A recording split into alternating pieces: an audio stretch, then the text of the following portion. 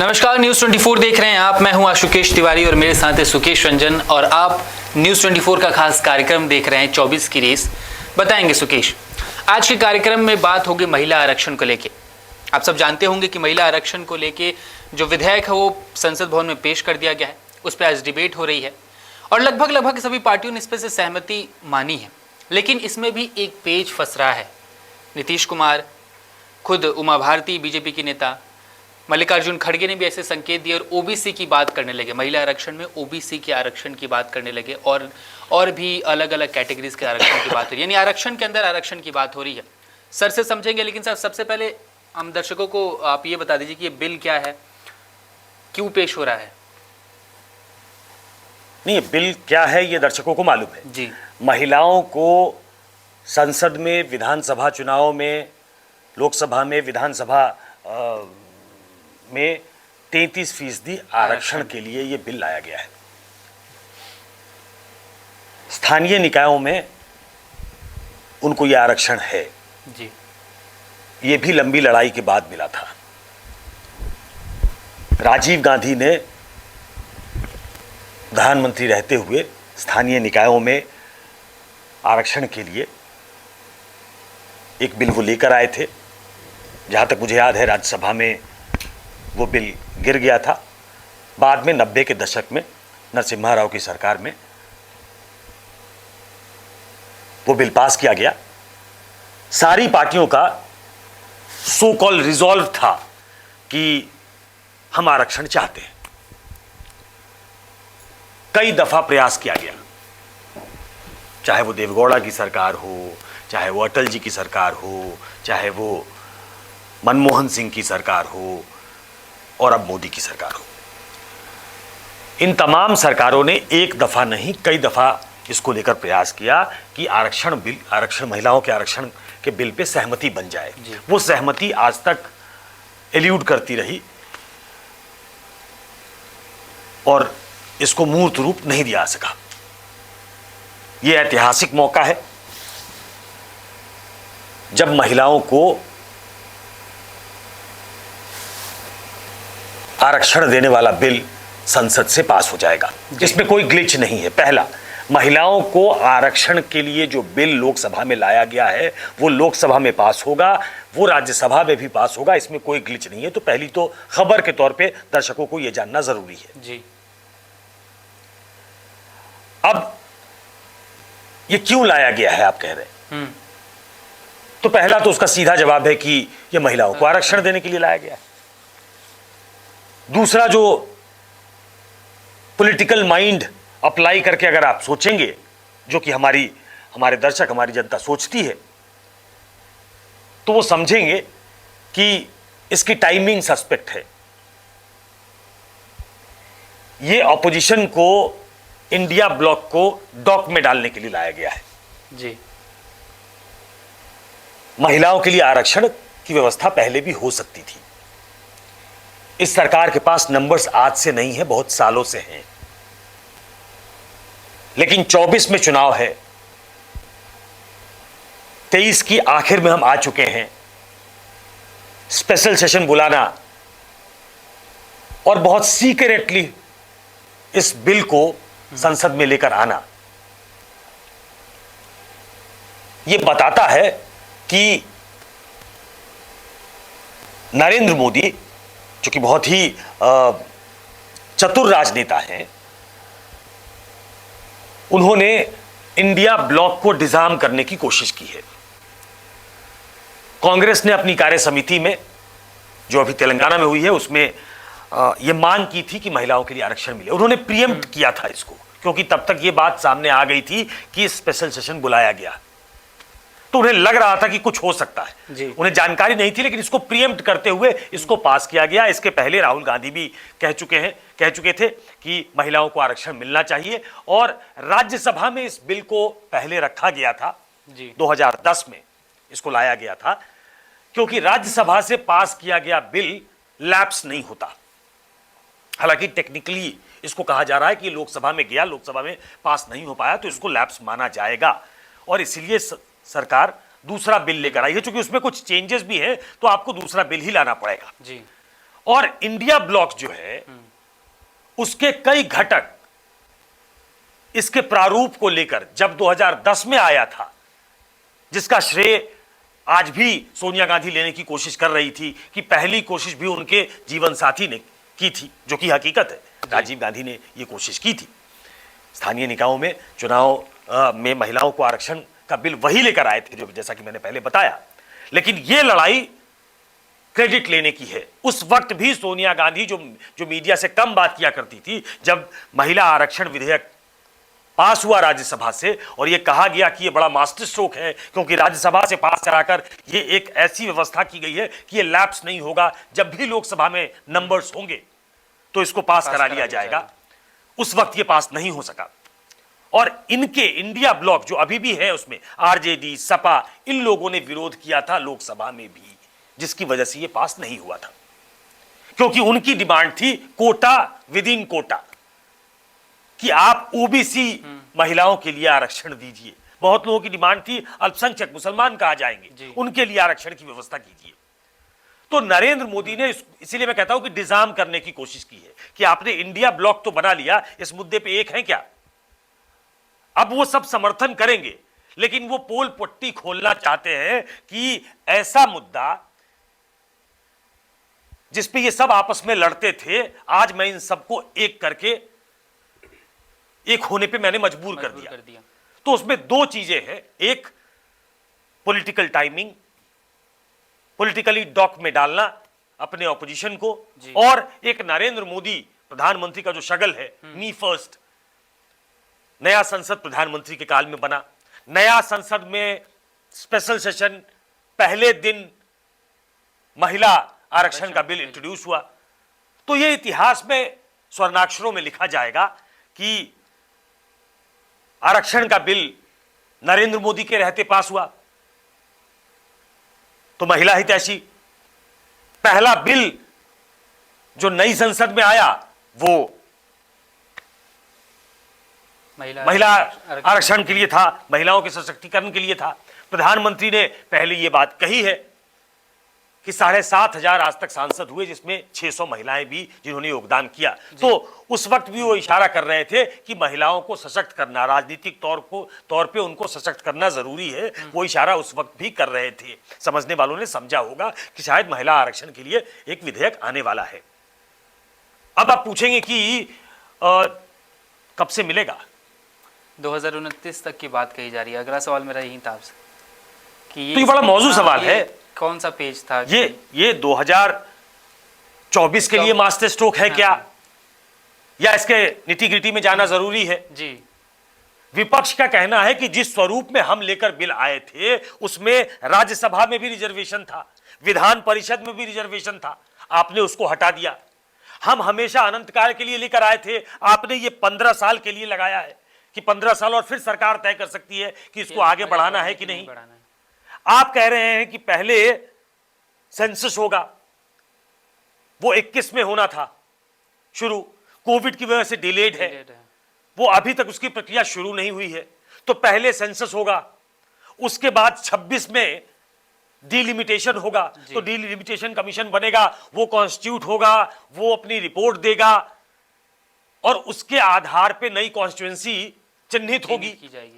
और उसके बाद शायद 29 में जाकर ये मूर्त रूप ले सकेगा, जब महिलाओं के लिए कॉन्स्टिट्यूएंसी 29 तक पहुंचते 26-27 में उसका बनना, कॉन्स्टिट्यूट होना, उसको कॉन्स्टिट्यूएंसी को एग्जामिन करना, उसको चिन्हित करना और फिर रिजर्व करना महिलाओं के लिए। तो ये एक लंबा प्रोसेस है। इसीलिए विपक्ष कह रहा है कि पहला आप क्रेडिट के होड़ में हैं, आपने उस बिल को लैप्स बता के आप एक नया बिल लेकर आ गए, क्योंकि आप करना चाहते हैं कि मोदी ने किया।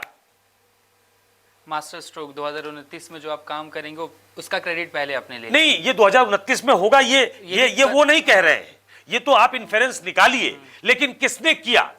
मोदी ने। लार्जर लेवल पे ये पिक्चर और ये नैरेटिव सेट करने की कोशिश है कि ये नरेंद्र मोदी ने किया। इंडिया ब्लॉक के कई कॉन्स्टिट्यूएंट ऐसे हैं जो महिलाओं पे पहले सोनिया गांधी, उन्हें यह लगता था कि जब भी महिला आरक्षण का बिल पास होगा तो सोनिया गांधी और कांग्रेस का नाम लिया जाएगा, वो इरेज कर दिया गया। जी। कांग्रेस इस चिंता में है कि इसको अंडरलाइन किया जाए कि पहले स्थानीय निकाय में भी राजीव गांधी ने सोचा, इस देश में महिला प्रधानमंत्री कांग्रेस पार्टी ने दिया, सरोजनी नायडू से लेकर तमाम लोगों ने उस वक्त से मांग शुरू की थी। तो ये ओरिजिनली ये हमारी डिमांड है, हमारी सोच है, हमने इन्विसेज किया था और हम इसको मूर्त रूप देने में कामयाब रहे। नंबर्स होते तो हम लोकसभा में भी पास करा लेते। उन्हें लगता है कि ये क्रेडिट हमसे छीना जा रहा है। नरेंद्र मोदी सच में ये क्रेडिट लेना चाहते हैं, वो किसी और के साथ शेयर नहीं करना चाहते कि महिला आरक्षण को लेकर कांग्रेस ने भी काम किया था, हम उसको आगे बढ़ा रहे हैं। वो इतनी मैग्नेनिमिटी वो भी नहीं दिखा रहे। नहीं वो पूरा श्रेय खुद लेना चाहते हैं।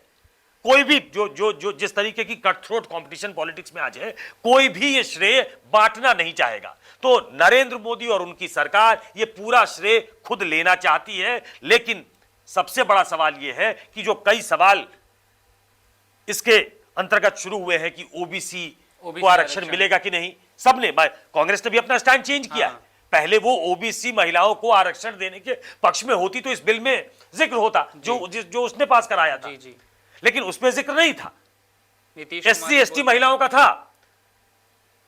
आरजेडी समर्थन करेगी, आरजेडी ने इसका विरोध किया था, वो ओबीसी के को लाना चाहते थे। बहुत फेमस 1996 में शरद यादव का बयान है कि परकटी महिलाएं आ जाएंगी, जिसका बहुत विरोध हुआ था। उनके कहने का आशय यह था कि सीट तो रिजर्व हो जाएगी, लेकिन किसी एफ्लुएंट आदमी, किसी बड़े आदमी की पत्नी, जो पेज 3 वाली महिलाएं, उनके कहने का मतलब था कि वो सारी आ जाएंगी। जो समाज के आखिरी पायदान पे खड़ी महिलाएं हैं, जिनको हम सशक्त करना चाहते हैं, जो सोशलिस्टों की डिमांड हुआ करती थी या आज भी है, वो नहीं आ पाएंगी। तो इसलिए आप देखेंगे कि इसमें एक पेच निकाला गया, दो चीजें निकाली गई कि दरअसल आपकी मंशा नहीं है, आप राजनीति के लिए लेके आए हो, जिसमें हकीकत है पॉलिटिकल टाइमिंग, मैंने कहा सस्पेक्ट है, कि आप ऐसे समय में लेके आए हो कि आप नैरेटिव बना सको कि जो महिलाएं नरेंद्र मोदी की ऑलरेडी पहली पसंद आज की तारीख में बन गई हैं, उसको और कंसोलिडेट किया जाए। वो वही महिलाएं हैं जो बढ़ती महंगाई से पीड़ित हैं, वो वही महिलाएं हैं जिनकी बच्चों को रोजगार नहीं मिल रहा है, लेकिन उनको एक बड़ा गोल दिखाकर, बड़ा लक्ष्य दिखाकर, बड़ा कैनवस पे एक चित्र उकेरा गया है कि ये काम जो और सरकारें नहीं कर पाई, वो नरेंद्र मोदी ने किया। और अपने कॉन्स्टिट्यूएंट जैसे नीतीश कुमार ने लड़कियों के लिए साइकिल योजना से शुरुआत की थी और 2006 से लेकर कई योजनाएं उनकी ऐसी हैं जिसमें स्थानीय निकायों में 50% उन्होंने आरक्षण दिया। उन्होंने बिहार पुलिस में नौकरी में 35% आरक्षण दिया। ऐसी कई योजनाएं महिलाओं के लिए, लड़कियों के लिए आरक्षण से लेकर योजनाएं तक उन्होंने चलाई कि उन्होंने एक वोट बैंक महिलाओं का बनाया था। उन्हें ऐसा लग रहा था कि इसको स्थानीय स्तर पे, बिहार के स्तर से आगे बढ़ाकर हम राष्ट्रीय स्तर पे ले जाएंगे। तो मुझे लगता है उसकी काट भी नरेंद्र मोदी ने पहले निकाल ली है कि वो महिलाएं जो उनको वोट करती थी, जो हो सकता है किसी वजह से नाराज हो, लेकिन उनको एक बड़ा चित्र, मानचित्र ऐसा तैयार किया जाए और उस पर एक रेखांकित ऐसा किया जाए बीजेपी और नरेंद्र मोदी की उपलब्धि की, वो बता सके कि ये काम भी नरेंद्र मोदी ने हमारे लिए किया। लेकिन सर एक सवाल और है, आप हमेशा बताते रहते हैं कि बीजेपी या फिर नरेंद्र मोदी ओबीसी वोटर्स को साधने की कोशिश करती है, वो कभी भी जाति में हिंदू को नहीं बांटती है। तो क्या आपको नहीं लगता कि जिस ओबीसी महिलाओं को जोड़ने की बात हो रही है, आरक्षण में आरक्षण की बात हो रही है, उसको बीजेपी अगर ध्यान में रख के चलती और इस विधेयक में उसको ऐड करती तो और ज्यादा एडवांटेज होता उसे? देखिए, ये बहुत ट्रिकी सवाल है। ये एक ऐसी व्यवस्था होगी जब तब उसमें उसको फिगर आउट करने में बहुत शायद समय लगेगा और फिर दुनिया भर की और डिमांड्स आनी शुरू होंगी कि अल्पसंख्यक महिलाओं के लिए भी फिर आरक्षण चाहिए, ओबीसी महिलाओं के लिए आरक्षण चाहिए। आपके पास डेटा कहाँ है? और इसीलिए जनसंख्या की बात हो रही है कि जातिगत जनगणना क्यों नहीं कराते हैं। आपके पास जब फिगर्स ही नहीं होंगे तो आप आरक्षण कैसे देंगे? तो वो बात फिर घूम फिर कर जातिगत जनगणना पे जाएगी, फिर वो बात घूम फिर कर 50% जो आरक्षण की लिमिट है उसको बढ़ाने को लेकर जाएगी। बीजेपी इस ट्रैप में नहीं फंसना चाहती है बीजेपी उस पूरे ब्लॉक को हिंदू के तौर पे देखना चाहती है। जहां जहां उसकी दाल गलेगी वहां तो वो ओबीसी पॉलिटिक्स कर सकती है, दलित पॉलिटिक्स कर सकती है, वो नरेंद्र मोदी को ओबीसी चेहरे के तौर पे दिखा सकती है, वो राष्ट्रपति को आदिवासी के तौर पे दिखा सकती है, वो रामनाथ कोविंद जो पूर्व राष्ट्रपति थे उनको दलित के तौर पे पेश कर सकती है। ऐसी ऐसी अलग अलग गोटियां वो खेल सकती है, लेकिन वो दरअसल एक पूरे ब्लॉक को हिंदू की तरह देखना चाहते हैं। अगर इस ट्रैप में आएंगे तो वो ऑपोजिशन के ट्रैप में आएंगे कि आप जातिगत जनगणना कब कराएंगे, जो आज भी ये डिमांड उठी है। तो ये बड़ा आसान नहीं था, ये करना आसान था क्योंकि इस पे होमवर्क पहले से हो चुका था, और ये एक बड़ा नैरेटिव सेट करता है कि महिलाओं को आरक्षण मिलेगा, महिलाओं को 33% आरक्षण मिलेगा। और इस देश में यूएन की एक रिपोर्ट है कि आज ये अगर रिप्रेजेंटेशन शुरू होता है, आज अगर ये प्रतिनिधित्व शुरू होता है, तो हम विश्व के स्तर पे एक जो मानक है उस तक पहुंचने में हमको 140 साल लगेंगे। तो हम बहुत पीछे हैं। संसद में हम 13% महिला सांसदों को जिताकर लाते हैं। 107 देश ऐसे हैं जो पहले से महिलाओं के लिए रिजर्व सीट्स उन्होंने की हुई है अपने पार्लियामेंट्स में, तो हम उसमें भी बहुत पीछे हैं। हमने लेट स्टार्ट किया है, इसमें फर्दर डिले नहीं होना चाहिए था। इसलिए मैं कहता हूं कि एक ऐतिहासिक कदम है, लेकिन साथ में कहूंगा कि एक पॉलिटिकल कदम भी है जिस पे सवाल उठाए जाएंगे। श्रेय लेने की जो कोशिश है, जो बांटने की कोशिश नहीं है। हम नए संसद में जा रहे हैं तो एक पुरानी परिपाटी के साथ जाते, एक मैग्निनिमिटी के साथ जाते कि कुछ काम पुरानी सरकारों ने किया है, कुछ काम हम करना चाहते हैं। मुझे लगता है कि नरेंद्र मोदी उसको साझा करने के पक्ष में नहीं है। आज की तारीख में कोई राजनीतिक दल नहीं होगा, और सोनिया गांधी से भाषण दिलवाकर कांग्रेस ये अंडरलाइन करना चाहती है कि ये दरअसल हमारा ब्रेन चाइल्ड था, ये हमने शुरू किया था। और नरेंद्र मोदी ने कल के भाषण में और आगे जो वो भाषण देंगे वो साफ अंडरलाइन कर देंगे कि दरअसल ये काम भी हमारे लिए छोड़ रखा था। उन्होंने कहा कि कुछ काम भगवान ने मेरे लिए ही छोड़ रखा है। तो वो अपनी कॉन्स्टिट्यूंसी को उस तरीके से एड्रेस करना चाहते हैं। जनता समझदार है कि वो डिसाइफर करेगी कि किसने उनके लिए क्या किया। ये हम तय नहीं करें, आप तय नहीं करें, ये जनता को छोड़ देना चाहिए। सर एक छोटा सा मेरा क्वेश्चन होगा, बस छोटा सा, मैं चाहूंगा आप उसका जवाब भी दें। अब जैसे कि जातीय जनगणना की बात हो रही है, नीतीश कुमार हमेशा से इंडिया अलायंस को बोलते रहे कि हम इसको मुख्य मुद्दा बनाएंगे। आपको लगता है जो क्रेडिट लेने वाली पॉलिटिक्स अभी फिलहाल चल रही है जातीय इस महिला आरक्षण को लेके, अगर उस क्रेडिट लेने की पॉलिटिक्स में उतना सफल नहीं हो पाती है कांग्रेस, तो कहीं ना कहीं जातीय जनगणना का मुद्दा उठा के वो बीजेपी को इसी आरक्षण पे घेरेगी? नहीं, जातीय जनगणना का मुद्दा तो उठेगा जी। वो पार्लियामेंट में इसकी गूंज आज भी सुनाई दे रही है कि आप दरअसल आरक्षण विरोधी हैं, आप दरअसल पिछड़ा विरोधी हैं।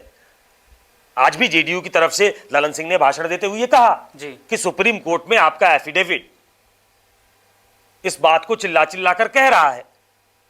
सुबह आप कुछ कहते हो, शाम में कुछ कहते हो, क्योंकि कंफ्यूज्ड है आप पॉलिटिकली एक्सपोज हो जाएंगे, इसलिए शाम तक वो पैरा हटा देते हैं।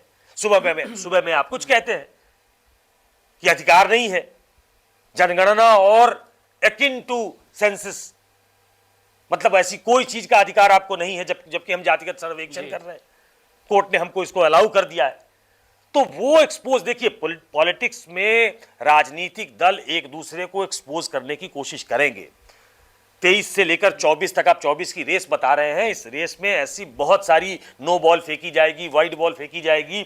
लेकिन नो बॉल फेंक कर भी एक बाउंसर मारने की कोशिश होगी जो आपको हिट करे जी, वो आउट आप ना हो लेकिन आपको कम से कम इंजर्ड कर सके, इसकी कोशिश होगी, हर तरफ से होगी। और इसलिए जब आप कह रहे हैं कि क्या ये मुद्दा उठेगा, ये बिल्कुल उठेगा, क्योंकि ये लड़ाई पिछड़ा बराम अगरा करने की कोशिश एक तरफ से होगी। वो सक्सेसफुल होती है कि नहीं, इसके लिए हमें थोड़ा इंतजार करना पड़ेगा। बेसिकली मोदी जी ने एक मास्टर स्ट्रोक तो मार दी, जिससे वो चर्चा में फिलहाल अभी और आने वाले कई दिनों तक न्यूज़ में ही रहेंगे प्रधानमंत्री मोदी। बट फिलहाल देखना ये होगा कि इस पे विपक्ष कैसे घेरता है। क्रेडिट पॉलिटिक्स के बाद विपक्ष का अगला मूव क्या होता है, हम सब देखेंगे, आप भी देखेंगे। फिलहाल इस वीडियो में इतना ही।